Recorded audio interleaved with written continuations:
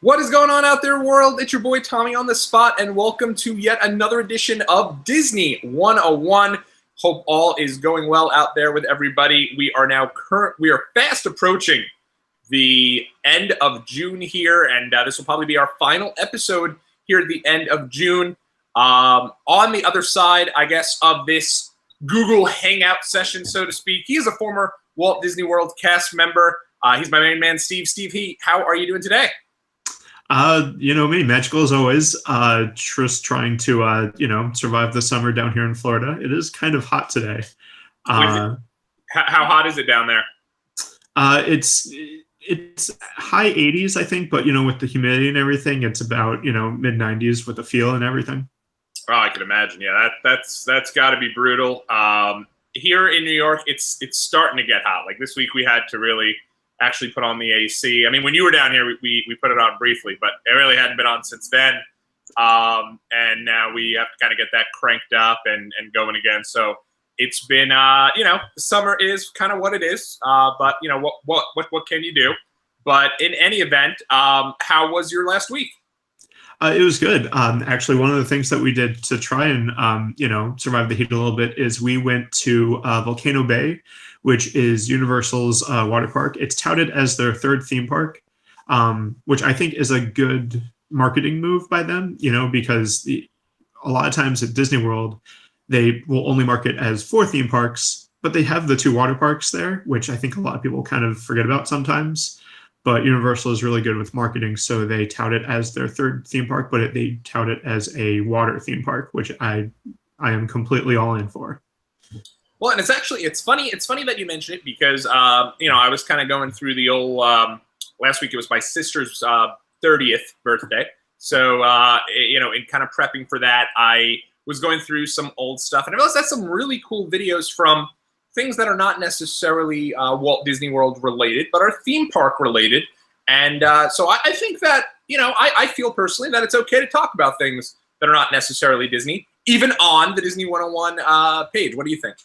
Yeah, absolutely. And I think, gauging what topic we're going to kind of segue into, it was a perfect opportunity. Yeah. Because a lot of times Disney will be the innovator of certain things, and then other places will kind of come along and see, okay, here's what Disney does, so let's try and maybe take a couple of pages from their playbook, which Volcano Bay does a little bit. But then also, I think there are a few things that Disney could learn from Universal. One of the things that I loved about Volcano Bay was that they have they call it a tapu tapu, which is basically it's a magic band, but it's more of, it has a digital face on it. So it's not just a piece of rubber around your wrist. It is completely waterproof, which is good for a water park. But it also has a little face on it that can give you messages and advice and that kind of stuff. And they also use it for their virtual queue, which I thought was absolutely great. Yeah, no, that's really cool. So is it basically set up to a certain extent, like you just kind of program your whole day around it? You can. So with the Tapu Tapu, number one, you can control your locker if you decide to rent a locker. So you don't have to carry around any key or anything like that. It's all connected to your wristband. As well as if you want to, if you download the Universal app, you can put a credit card on your profile, and you can use it very similar to the touch to pay that Disney does with their Magic Bands. So you can use that, so you don't have to worry about carrying around cash and getting cash wet or credit card or anything like that, or having to, keep running back and forth to your locker to get stuff.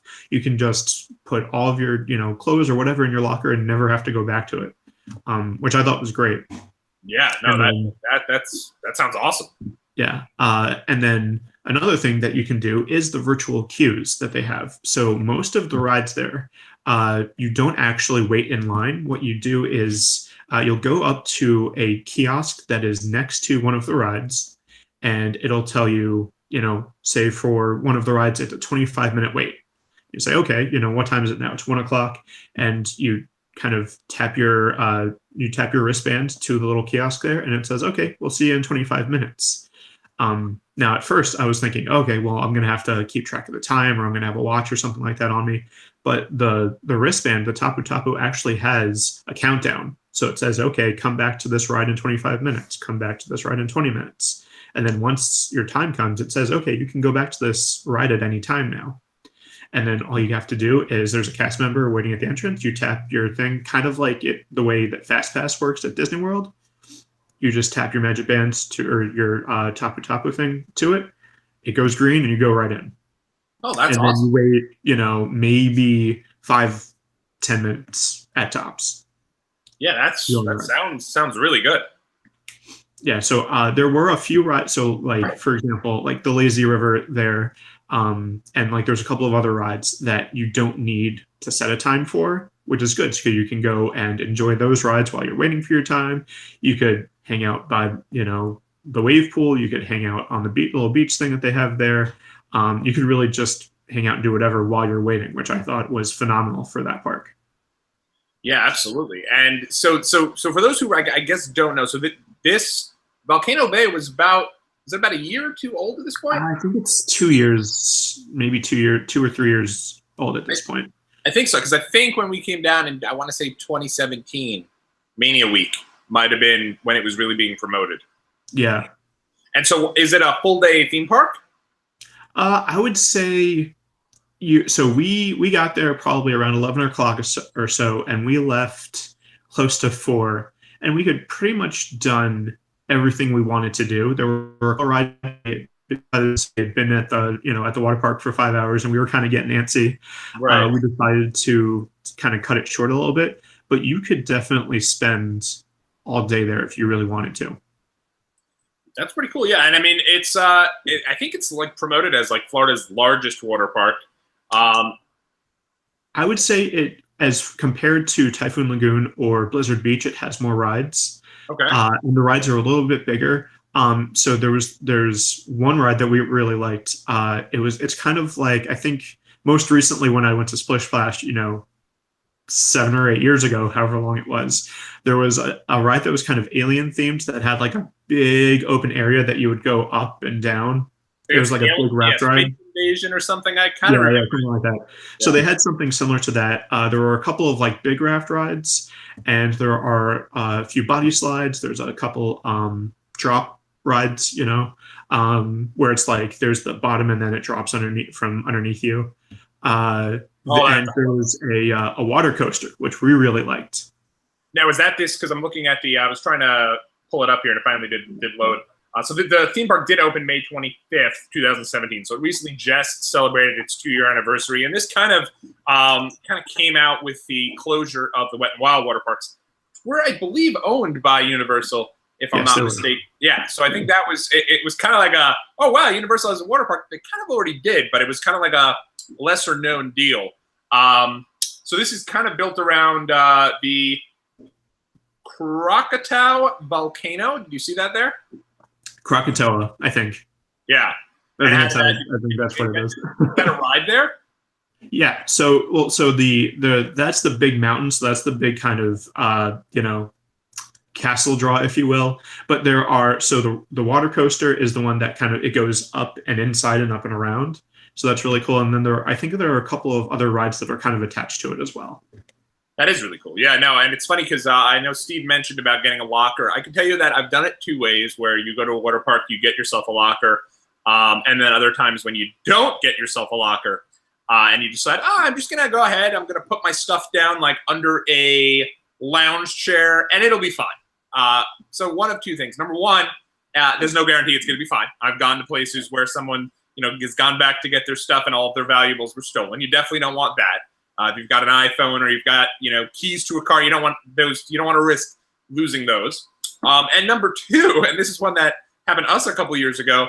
We were on an attraction, and then we had our towels kind of thrown out on lounge chairs, which is the kind of deal where you go on to the lounge chair and you kind of just are letting people know, hey, these are our lounge chairs. And as we were on the attraction, we saw an entire, waiting on the line to get on the attraction, we saw an entire family basically go where our towels were, just set themselves up, set their kids down on our towels, and their kids were eating, French fries and Big Macs and whatever else, and ketchup got all over our towels, and we're screaming from 5,000 feet in the air. So it's one of those things where it's like, I'm all for saving money, but I think that it's one thing that you got to do if you go to a water park. Yeah, absolutely. And I think it was like $13 or something like that for the whole day, which is not bad. Oh, no, You know, not at all. because it's access in and out, and it definitely allowed us to be a little bit more mobile and not have to have that worry of, all right, let's go. You know, we're gonna have to keep checking back to make sure that our phone or car keys or anything like that are actually still there. So it's definitely a good peace of mind, and it allowed us to kind of just be able to walk around a lot more. Oh, So you know, I totally recommend it. for sure. And how many times would you say that you when you guys went there, because you guys are season pass holders for Universal, right? So we both are, but for through some reason I ended up getting the 3 park pass, which includes Volcano Bay. My Oh, wife nice. didn't, so she actually ended up getting a Florida resident ticket, which is a little bit less than a regular ticket. But still, Yeah, did they do a thing where it kind of discounts it if you are an annual pass holder? I think so. But most of the time, annual pass holder and Florida resident rates are the same. The same So thing. it ends up being, you know, the same thing. Now, do you know how much typically would be to go get a day pass to Volcano Bay? Let me see. I'm looking over here now, and it does seem that they have a variety of different wave pools as well. Something called a wave village. So there's like a lagoon pool, then a calmer pool with fewer type waves, and then obviously a main wave pool. Yeah. Did you get a chance to go ahead and check those out? We did. So they have a lot of. So that was one of the other things that I really liked about it. So by the way, real quick, the price for just a regular single day ticket to Volcano Bay, it's $80 per person plus tax. That is pretty pricey. I can't lie. Yeah, for Florida residents, it's 70 plus tax. That's something where, and I bet the annual pass for Universal, which I'm sure is pretty pricey, I get it's probably not too much more just to get the third park added on. No, it's really not. And I like that you know, I like that they kind of I'm happy with the fact that I did end up having to get the 3 park ticket, even though I didn't want it at first, but I ended up getting it anyway. But you know, having gone there, it's definitely somewhere where in the future, if my wife decides to either renew her Universal pass or whatever the case may be, and gets a pass that includes Volcano Bay as well, I could definitely see us going back a few times, because it's really worth it to spend the day, and it was a really cool park overall. Yeah, it looks like there's probably about, as I'm looking here, about 16 different attractions. So I mean, for a water park, that's pretty good. And one thing I did want to ask you, if you did go on, was the one of the things that kind of jumped out to me was the Puihi, which I get. No, I'm sorry. It's the Tiawa, the Fearless River, a raft ride simulating whitewater rafting. Did you do that one? That was one that we didn't do, but it was kind of cool. So we saw it a bunch as it's going around. So what that is, it's basically it's a lazy river type attraction, but instead of having an inner tube, you have a life vest on, and you're just kind of chilling, and you can and it's a similar thing where there's not a strong current, but there's a current that kind of pushes you along, and people are just kind of hanging out, you know, like just floating in the water and just drifting on by, which was really cool. That is really cool. Yeah, that's all. That sounds awesome. Something a little different for sure. Yeah, it's definitely it's something that I had never seen before. You know, most times when you have a lazy river, it's where you have the big inner tube and you're just kind of there chilling. And some places, you know, you have the waterfalls and stuff that are going to get you wet, which they have as well. It is called it's the Winding River, the Kopiki Y Winding River. Very cool. That sounds awesome. Yeah. No, it definitely seems like a cool park. I definitely would like to attend that, and you could probably do a 3-day pass, or I mean a 3 park hopper deal. Yeah, too. that's one of the good things that Universal does, is because they're touting it as an extra theme park, you can get it where you can get a 2 park pass, which is just to Universal Studios and Islands of Adventure, or you can get a 3 park ticket, which includes Volcano Bay as well, which is definitely a good marketing option the way that they're doing it. Disney does have something similar, but I feel like with the price increase, a lot of times it's not worth it sometimes.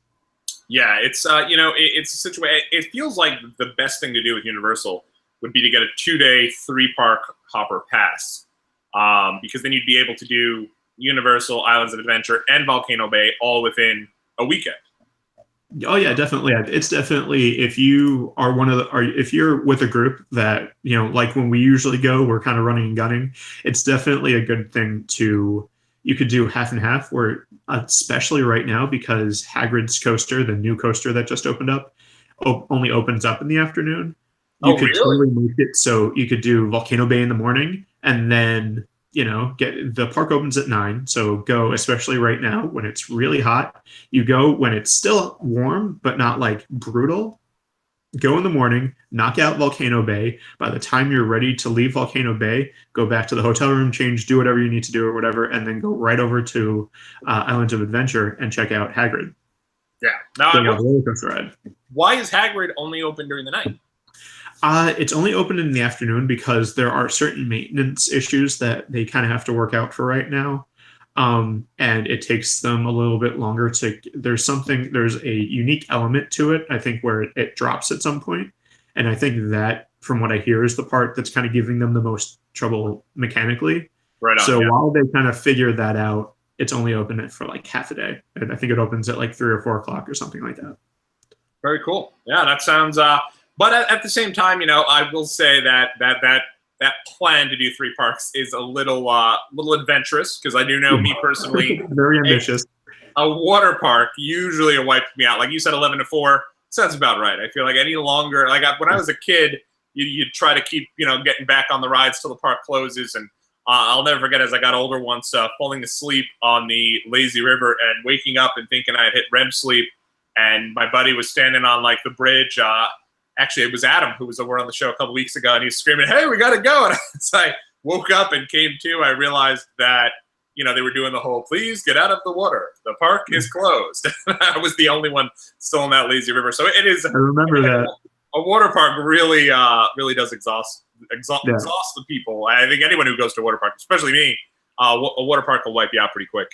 Yeah, well, I mean, one of the good things that they had a lot of different food options and some really good and actually like not your typical park food options, which I thought was really good.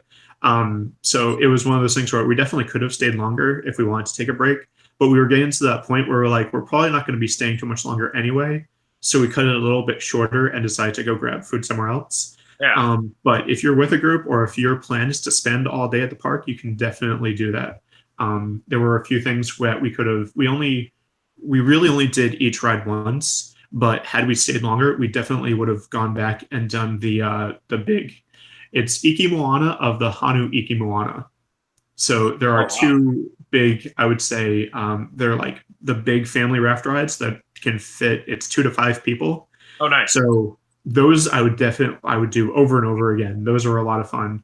And there were a few like the body slides and the Punga Racers, which Blizzard Beach has something similar to, and a few other ones that we would either do again or we didn't have an opportunity to do that I would definitely go back and do. Now, did they make you, because this is another water park pet peeve of mine. When you're going on the family water ride and you sat in the raft, did they go, "Any 2s there? Any 2? Any 2?" and have 2 people come sit there with you?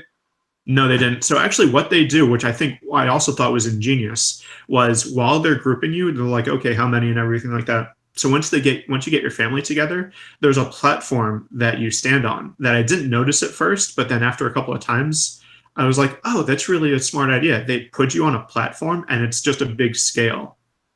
Oh, so you can say, okay, however many you are, make sure that the raft is, you're not too heavy of a group. Right. Which it would be hard to do if you're saying, okay, like right there, to try and finagle, if it's a 2 and 2, and maybe if with 4 you're a little bit too heavy, or whatever the case is, that'd probably be a little bit hard to manage. So, but I mean, part of the thing is with the virtual queues, because of that, the lines never got that long, so they're not in like efficiency mode where they're like bang, bang, bang, get you out, get you out, get you out, which was really good. So they were able to kind of take the time, and they didn't do the thing where, because we were only 2s for a thing that can fit up to 5, they weren't off searching for other people. It was just like, all right, hop on in, guys. And so it was really cool. That is pretty cool. Yeah, no, because I mean it's a small enclosed space, and it's not necessarily the time to be meeting other folks and jumping in there with other folks. Right, and when you're gonna have your feet and you're Yeah, on bathing suits and stuff, not necessarily the place that you want to be with strangers. absolutely not. No. And are you guys you guys are body flume folks? So I know some folks don't like body flumes. I will do, yeah, I'll do. We didn't do a lot this time around, but I'll definitely do them. And one of the good things is, most of the time you're letting off in like 2-3 feet of water, whatever it is. So most of the time, even if you're not a strong swimmer, you can just go down and stand up once you've got there. Oh, nice. Yeah, so there wasn't anything where I know there's one at Splash where it's like a shotgun thing where it's like you're like shot out and like you dive into a bunch of water and you have to be a strong swimmer. Well, They yeah. didn't really have Was that Canyon River Falls or something like It that? was something like that. Yeah. I don't remember exactly what it was. Yeah. Yeah, But, you're you drop into like 12 feet of water, which like if you're not a strong swimmer, that is that could be an issue. All of the rides, as long as you're more than 3.5 feet tall or whatever it is, you're fine. That is cool. Well, it sounds like it was a really fun day. Now, did they limit how many attractions you could use the virtual queue for?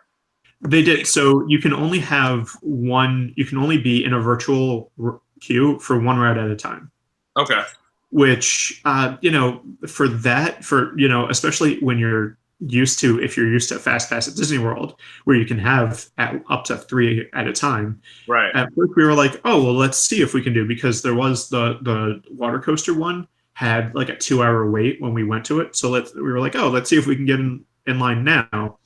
But so when you get to the podium, it says you already have, you're already in a virtual queue for this other ride. Do you want to keep this other ride or do you want to swap it? So they let you have the opportunity to swap it, but we decided to stick it out for the other one that we were on. And then once we got off of that ride, we went over to get on that 2-hour line.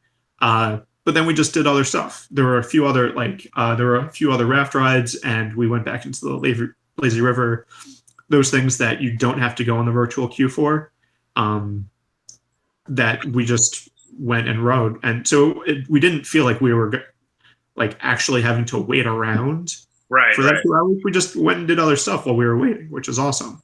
And what I also liked, just another like little quick feature, was there were little parts that you saw the symbol, and it's like you kind of see it a few times in their like advertising stuff. It's the volcano with a wave, and it's kind of like that little symbol. Anytime you see that symbol around the park, you can touch I'm going to call it a magic band, but like your wristband thing. Sure. You touch that to a feature and stuff happens. And sometimes the stuff is the like water shoots over into the lazy river. And you get like, you can control how wet the people in the lazy river get. That is really cool. There's like other like water features and stuff that shoot out to other people in the park, which was kind of cool. And there are a few caves and like other stuff where like you touch it and something special happens. I don't want to give too much away. But it was really cool to have that kind of feature. And it's the kind of thing that when I was there, I'm like, wow, this is like something that I feel Disney could really take a page from. And there's a lot of opportunities to use Magic Bands and that kind of stuff at Disney World for the kinds of things that you can use your Tapu Tapu for at Volcano Bay. Yeah, that sounds awesome. Sounds really cool. And did you? I guess my last thing would be, there is a standby entrance, right? So for anything that there's a virtual queue for, there is not a standby entrance for. Really? Oh, yeah. Okay. So that was different. Yeah. So that was kind of one of our thinking was, oh, we'll just get in the queue here, and we'll wait, on the other one maybe or something, or just like do it twice. But if there's a virtual queue and there's actually a wait for a ride, you have to get a time. Which I understand, because then it's like having a fast pass, and then you have 2 lines, and then you have to worry about merging and stuff. And I liked it a lot better not having that standby line if you have the virtual queue as well, because that meant that it's actually a true. Once you have that virtual queue and that return time, boom, you're going and you're almost walking right on the ride. It was maybe a 5-minute wait for some of them. And I really like that better. And the fact that they kind of did have those other attractions that you didn't have to get a time for, that you could just go and enjoy while you're waiting around, that was fine. There were a couple of times where we got a time and we went on the lazy river, and we didn't even make a full lap of the lazy river before they said, okay, you can go back. So it Oh was, wow. we got a time, went on the lazy river, did a lap, went on a ride, got another time, went on the lazy river, got off, went to a thing. And then because, and I think this kind of system works beautifully at a water park where you're never feeling like you're waiting around to do something. You, even if you are saying, all right, we're going to have some downtime here, you're relaxing by, the big wave pool, or you're at the beach, or, you're at the lazy river, you're doing Right. something while you're waiting. So I think that the system works really well there. And then did they? So there are also other attractions as well. So you said like Lazy River and Wave Pool. There's no queue for those. You just kind of go in. Yeah, those you just go right on. And there was a few of the regular, like the Tonga of the Taniwa tubes. There's like a green and a blue one. Those you didn't have to get a time for. Those you just went right on. So there were some rides that, and even with that, and we went on a Monday, and we were there for like the peak times, and we never felt like we were waiting around for anything long. The only thing that there was a long line for was the water coaster, the Krakatau Aqua Coaster, which was totally worth it. Yeah, it sounds awesome. Sounds like you guys had a great time there. And I think one of the things that jumps out to me is when you did say that the food options there were good, because I've been in many local water parks, not to put any on blast. I haven't been there in years, but some of the ones I've been to, the food options are not very good. And so it's like, usually you can bring food, leave it in the car, and go do that whole deal in a cooler. And you're probably better off, because a lot of the food options I've been to are like your standard theme parky type foods that are there.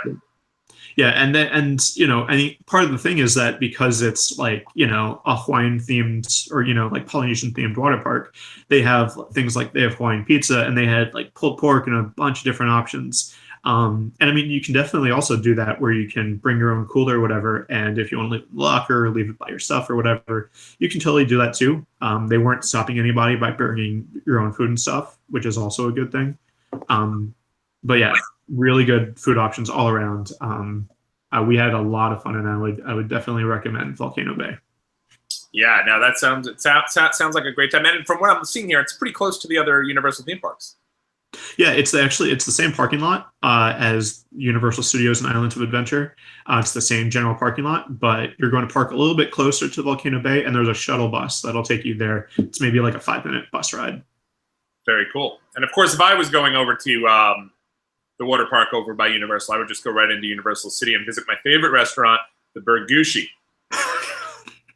The worst. We had talked about it though. We were actually in the lazy river, and we were like, maybe we could do Cowfish, which is the actual name. I know. Maybe we could do sushi after this for later. Yeah. Yeah. Hey, that place is great. It's one of these things where I think we went the first time, and it's my favorite spot in Universal City. It's always good to start with like a Fat Tuesdays and then go over afterwards to the Cowfish, which is what we did at my bachelor party. And the Cowfish, I remember the first time I saw the Burgushi on the menu, because that is actually what the dish is called. Yeah, there is something called the Burgushi, but yeah. Continue. It feels like it wouldn't be good, but it actually works. Like, it's really tasty. Yeah.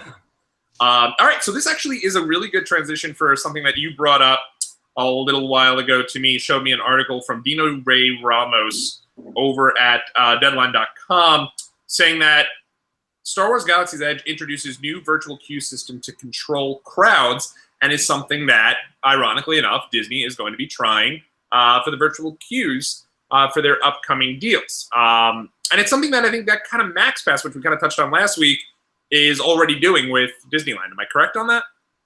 Yeah, so I mean, and it's not for, the area itself, it's for certain things. So it sounds like they haven't completely rolled it out yet.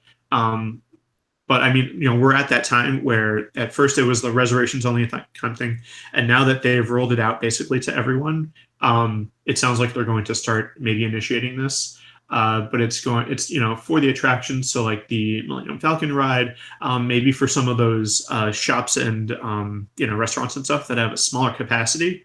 Those are the places that you're going to have a virtual queue wait time, if you will. Yeah, no, sounds. I definitely think, in order to control crowds, I'm sure crowds right now are at a premium, and obviously when this rolls out to Walt Disney World in August, it's going to be insane at Hollywood Studios. So the virtual queue, I think definitely can work, and it sounds like it'll be something that they're going to be rolling out pretty soon. Yeah. And my thing is that the virtual queue and everything, the way that the virtual queue system, at first I was like, oh, this kind of sounds weird and everything. Having experienced it firsthand at Volcano Bay and now seeing more and more about what it's kind of evolved into in other places, it is completely what I thought FastPass Plus was going to be at Disney World. I thought FastPass Plus, after hearing it first, and it's like, oh, it's going to be digital, it's going to be on the app, it's going to, you're not going to have to go all the way over to the attraction and stuff anymore. What I was thinking, FastPass Plus, as it was going to turn into at Disney World, was going to be from the legacy FastPass, which, if you've never experienced it before, either at Disneyland or at Disney World, basically it was you go over to the attraction, whichever attraction you want to get a FastPass for, and say it's going to be, okay, from, the next up is from 11 to 12.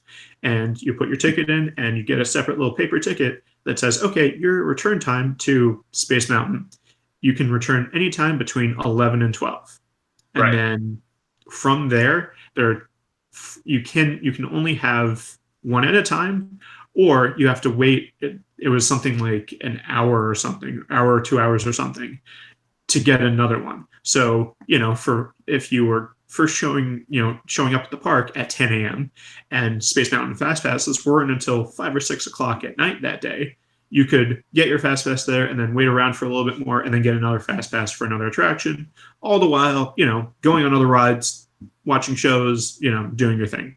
And I thought that the way that Fast Pass Plus was going to be was you just walk up to whatever attraction it's going to be, or you can do it on the app and you say, okay, there's a return time right now for, 10 to 11. Let me just do my Magic Band. And instead of having that extra ticket or anything like that, it's just on your Magic Band, which is exactly how it works at Volcano Bay. It's exactly how I thought FastPass Plus was going to be, where it's you go up to the attraction kiosk, it's showing this certain return time, you go and tap your Magic Band, boom, it's loaded onto your Magic Band. And that's how I thought FastPass Plus was going to work, and I thought this is a great idea. Then, once I started actually training for the FastPass Plus kiosk, which was what one of my big roles was at Disney World, then it turned into what we have now. And for those who don't know, Steve's other role was Pluto. Just saying. Just throw it out. But yeah, no, I agree with you 100%. That sounds like what it should be with the Fast Pass, with the Magic Band. Yeah. Which, so part of the thing is,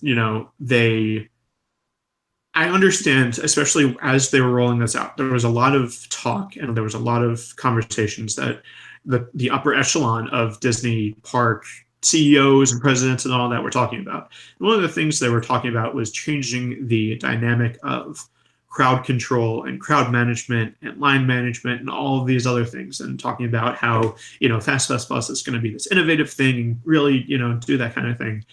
And it sounds great on paper, but in practice, it didn't really work out that way. They're thinking, being able to get these Fast Pass to these attractions that you've never had a Fast Pass before is going to be able to, spread out the crowds and that kind of stuff, and maybe send people to attractions that didn't really have as much of a guests, foot traffic kind of thing. So think, like Monsters Inc. and Disney's Filler Magic and, big shows that have these huge capacities that, unless it's in the dead of summer, you're not really going, or, New Year's Eve or something, you're not really getting the full capacity going, not really have these long lines.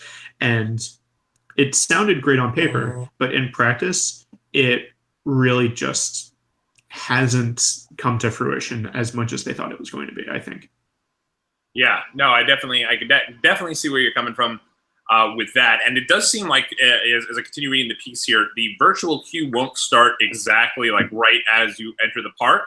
It'll only get into play once the crowds really start getting there. Because if anyone's been to Disneyland, it's almost not like they are so much at Disney World. Like, you know, at Disney World, you get there early, you can get over to the attraction pretty quickly, but it fills up relatively fast. Disneyland, if you get there early, and if you remember way back when I went to Disneyland last year and we did a show on it, we had even got there when rope dropped and ended up getting most of the attractions finished in DCA before going someplace else. And that's something that, you know, if you get there early, you can probably at least go and explore the land. That seems like what the deal is here. What he says here is that guests will be able to sign up for boarding times to Batu as early as 7 a.m. via the FastPass kiosk or the Disney app.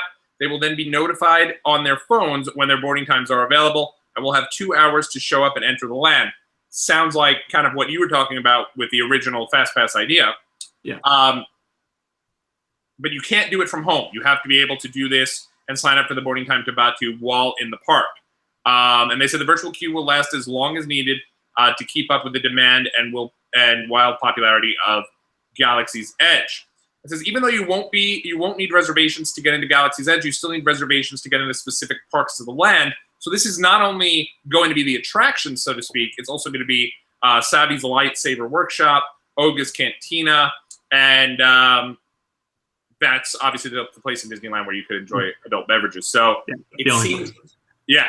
So that is going to be, so that's really interesting that there's so much popularity here. I think this is the first time where not only do you need these for the attractions, but you need this to be able to explore the land. Yeah, and I think that it's the big thing that the big difference that I see that jumped out to me is that you have to do it inside the park, and I love that. You know, it definitely telegraphs the difference in culture from Disneyland to Disney World. You know, Disneyland, it's a lot more locals, it's a lot more pass holders and, you know, cast members and stuff, where, you know, you're not planning months and months in advance. You're going to be going to Disneyland. It's more of a weekend, you know, we're going to take a trip out to Disneyland, similar to how we would plan trips out to, you know, Six Flags or Splish Splash even, or, you know, like whatever. It's not a thing that you're planning months and months in advance. Right. You know, Disneyland is not so much of a destination park as it is, you know, more geared towards locals, as you would expect in Southern California, compared to Disney World, where it is a destination. It is a resort in and of itself that people plan months in advance to go there. But the thing is that, you know, one of the big complaints that I got was, for Disney World, you have to plan, otherwise you're going to have a bad time, or you're not going to be able to, you know, really do everything you want to do. And this really benefited people that are hardcore, meticulous planners. And there were those people that took every single advantage. You know, 180-day window, they were at midnight, they were on the Disney website planning all of their dinner reservations. And they were the ones that get Cinderella's Royal Table and Be Our Guest and all of those hard to get dining reservations, or, you know, those other hard to get experiences. They're the ones that 60 days in advance on the dot at midnight are the ones that are jumping on the website to try and get those fast passes for those hard to get attractions. And really, if you're not one of those first handful of people, you're out of luck. Yeah. And that, you know, because of the culture, and, you know, it was a huge shift to how people actually manage their vacations in total, from hotel reservations to fast passes to dining reservations and all of those things. You know, it was a complete dynamic shift with Fast Pass Plus, and it kept getting more and more, you know, where you have to be on top of it, otherwise you're going to lose out. And I think that it would be good for Disney to kind of roll back some of those things at Disney World to say, okay, there are some attractions that you have to be in the park in order to register for. Maybe you can get 1 or 2 fast passes in advance ahead of time, but there are certain attractions that you have to be in the park in order to get. And I think that would really, it would appeal to a lot more people, because that way they're not stressing about having to be one of those first 100, 200 people to get a fast pass for their day. Otherwise, they're looking at a 3-hour wait. Yeah, it gives the people who are deciding to go to the park that day a chance to actually do the things in the park. Yeah. You know, we've been to WW so many times where, you know, we are not staying on property.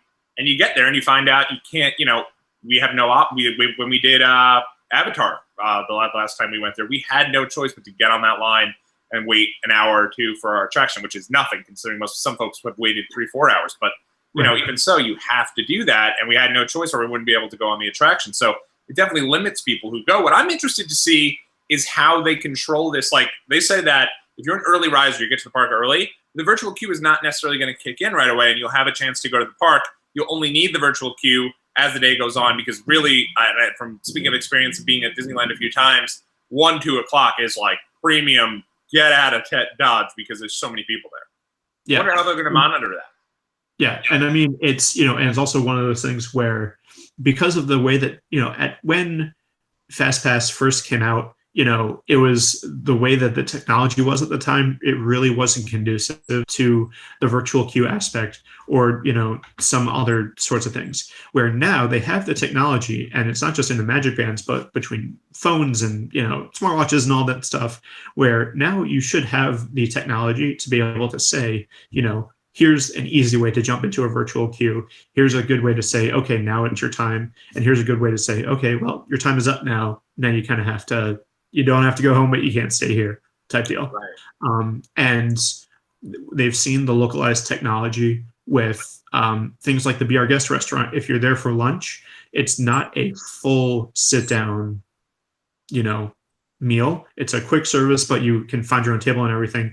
And they give you kind of like a Rose pager that you put on the table, and magically your food comes out to you from a server, and magically they find your table. So you'd think that they do have the technology somewhere in the magic to say, maybe they're going to use the force and say, these people have been here too long. We know that we're going to get some sword troopers and escort them out of the park, or, escort them out of the restaurant, or, something like that. They do that? I think there was something like it that they were doing to monitor, because I think at the cantina or something, where you have a time limit to stay in. Yeah. And it was that kind of thing where they had, I'm not sure if they had stormtroopers, but it's an awesome idea. That is a phenomenal idea. To say, your time is up. You kind of need to get out now. Yeah, that's pretty great. I think that would be an amazing. But the problem with that would be everyone would wait around for the stormtrooper to get that experience. No, yeah, absolutely, yeah. But I mean, there's nothing that's necessarily wrong with that. But as long as you're if you stick to the time, right, you get them out of there. Because I think at Be Our Guest, there's even more of an experience. Because I've noticed this only just kind of going down that rabbit hole of checking out people's vlogs. There's more to the Disney. I mean, when we went to Be Our Guest, this was for lunch, and it was in 2013, so it was right when it opened up. But there was no experience of meeting Beast. Is that only if you do dinner there? That's only at dinner, yeah. And it's not really a meet and greet. It's more of, he comes out, he kind of, waves at everybody and then leaves. So there's on some of these vlogs, though, I've seen the photos where people are meeting with him. Maybe it's maybe it's the beginning or the end then, because as far as, the way it used to be, we went to dinner once, and it was like maybe 2014, 2015, and Beast came out. He kind of waved at everybody and then went back in. That's the dude. Wow. There you go.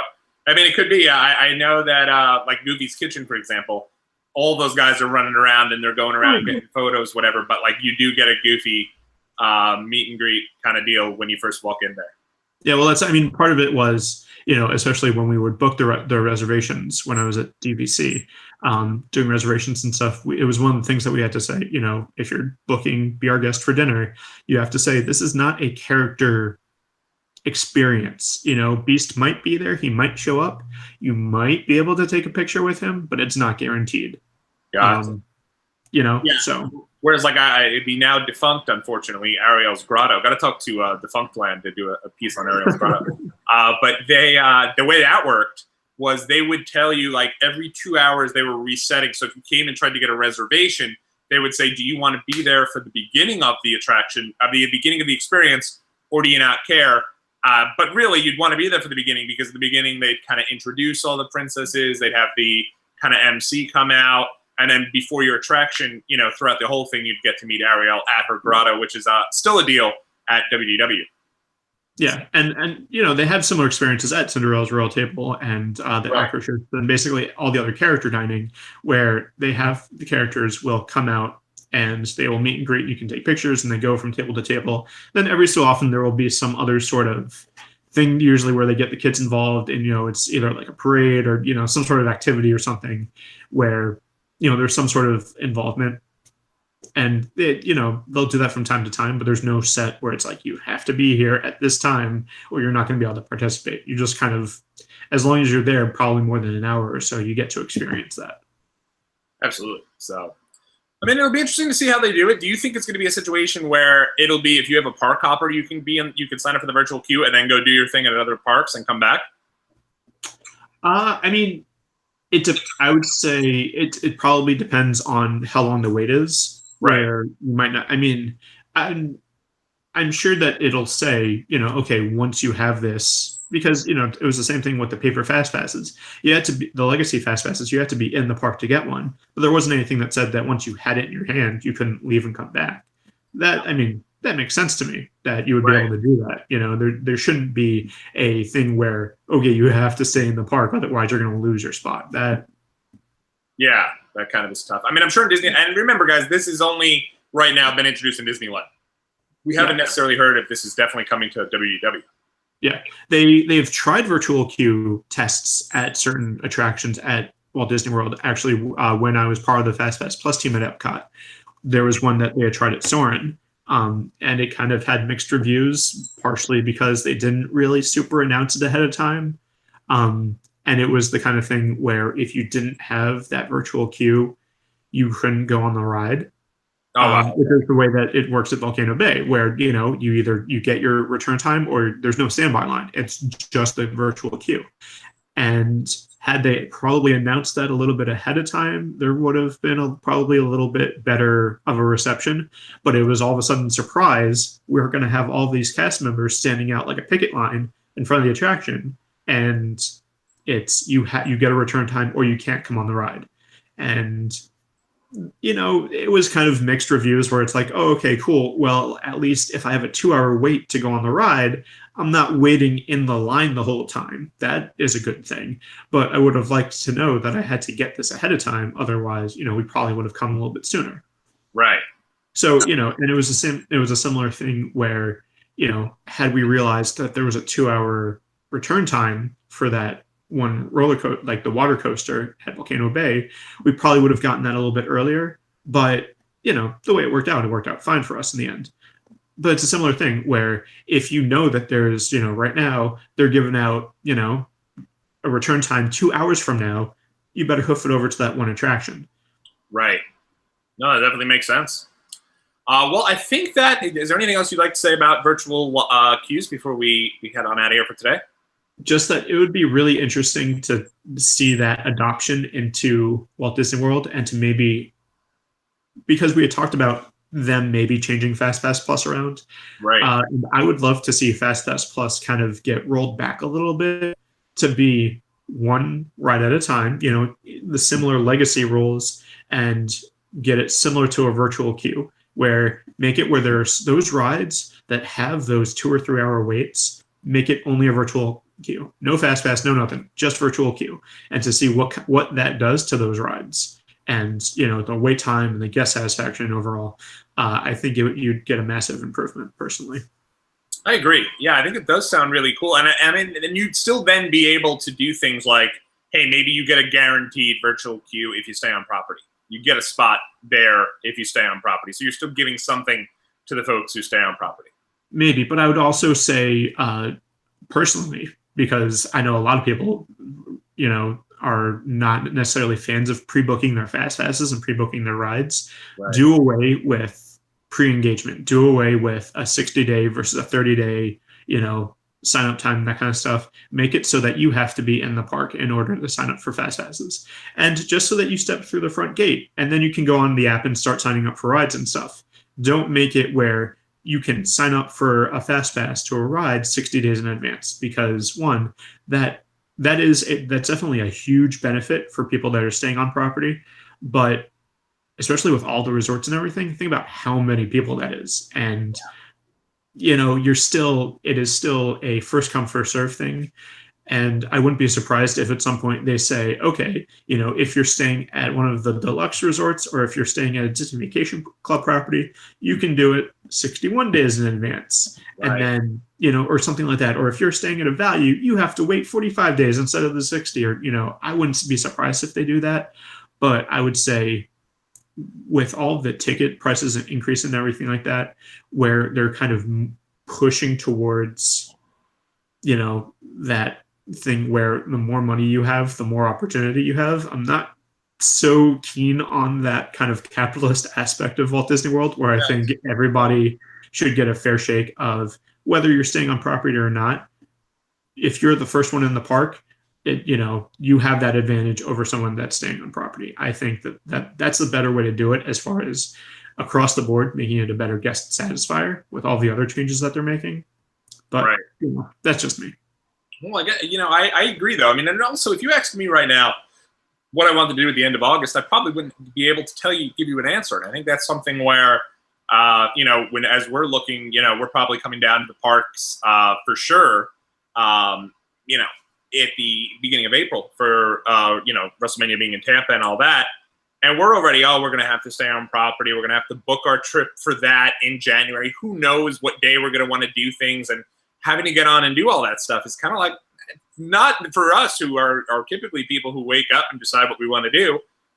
It's not something that really appeals to us, Yeah, and I mean, and it was a similar thing also for, having to book dining reservations 180 days in advance. There are people that when I was at Disney Vacation Club, it was, well, I don't know what I'm going to want to eat for food that day. This is 6 months from now. Like, I don't know what kind of food I'm going to be in the mood for. But if you want to go to this restaurant, you have to do it. You have to plan in advance. And you have to say, all right, I'm going to do this restaurant, this restaurant, and this restaurant.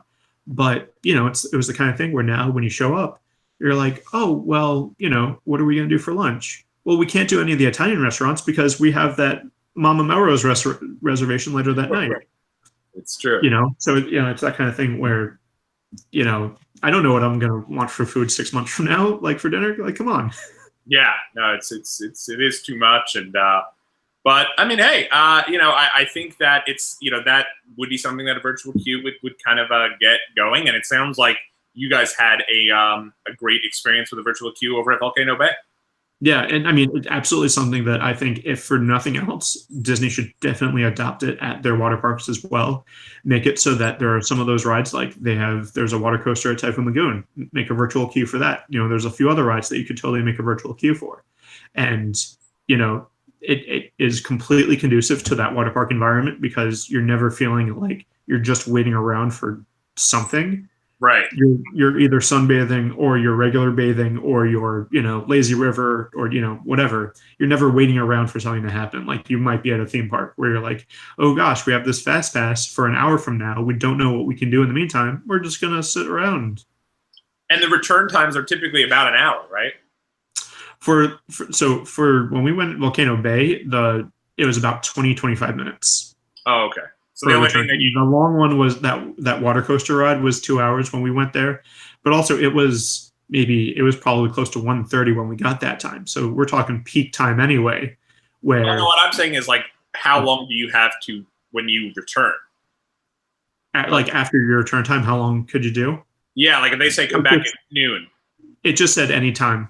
It said anytime. So I don't think there was you have an hour to show up. It was you come back whenever now. Because that's always where I think they run into trouble with the fast passes, the way they do it with the way they used to do them, where you have, let's say you have 12 o'clock to 1 o'clock to get back. You're not going to be able to go stand on a line for an hour and do another attraction because you might miss your other one.